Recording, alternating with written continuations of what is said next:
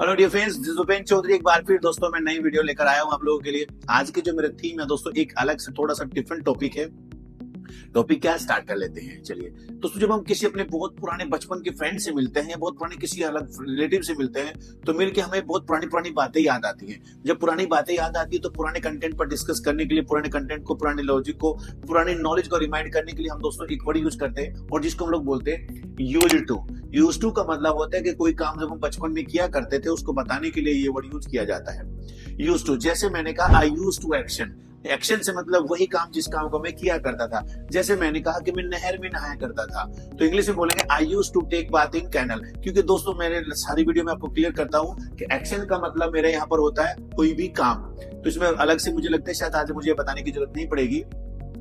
मैंने कहा कि मैं नाचा करता था, आई यूज टू डांस। लेकिन ये बताएंगे तो तभी जब पूछा जाएगा। तो मैंने आपसे पूछा क्या आप ये काम किया करते थे, तो did you use to action. दोस्तों डिड ऑलरेडी एक सेकंड फॉर्म होती है, तो यहाँ पर हमें यूज्ड का यूज नहीं करेंगे, यहाँ पर लगाएंगे यूज टू लगाएंगे और एक्शन लगाएंगे did you use to action. मैंने आपसे पूछा क्या आप मूवी देखा करते थे, did you use to watch movie. आपने कहा yes I use to watch movie, मैं मूवी देखा करता था। मैंने कहा मैं पढ़ाया करता था, मुझे कहना मुझे खेला करता था। नहीं, मैंने कहा मैं कंचे खेला करता था, I use to play marbles. मैंने कहा मैं गिल्ली डंडा खेला करता था, I use to play tip and can. चलिए दोस्तों, लेकिन सारे काम मैं नहीं किया करता था, कुछ काम आप भी किया करते थे। यू यूज टू, मैंने कहा आप पढ़ाया करते थे तो यू यूज टू टीच। आप लिखा करते थे, यू यूज टू राइट। लेकिन क्वेश्चन ये आता है अगर कोई बुरी चीज पूछ ले। जैसे मैंने आपसे पूछा क्या आप लड़कियों के साथ छेड़खानी किया करते थे, तो लड़कियों के साथ छेड़खानी करने को इंग्लिश में बोलते दोस्तों ईव टीजिंग। मैंने पूछा क्या आप लड़कियों से छेड़खानी करते थे, did you use to eve teasing. अब ये तो बहुत बुरी बात है, मना कर दो, मैं ये काम नहीं किया करता था, I did not use to action. मैंने कहा मैं नहीं लड़कियों से छिड़कानी किया करता था, I did not use to eve teasing. मैं स्मोक नहीं किया करता था, I did not use to smoke.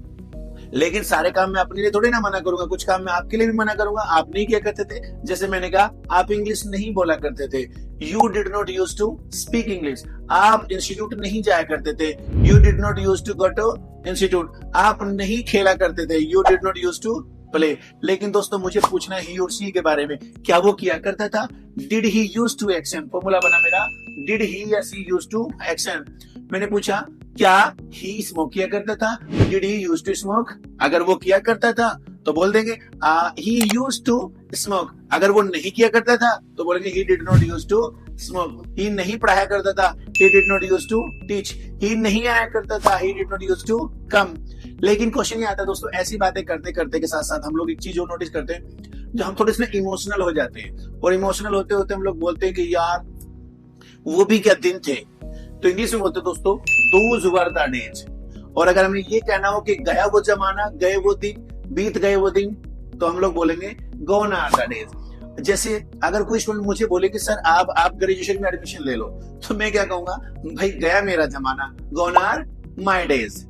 मैंने कहा गया आपका जमाना, gone are your days. Clear guys? तो नॉलेज आपको कैसी लगी दोस्तों, आप मुझे कमेंट करके जरूर बताइएगा। और दोस्तों सपोर्ट करने के लिए मेरे चैनल को सब्सक्राइब करें। Okay guys, have a nice day.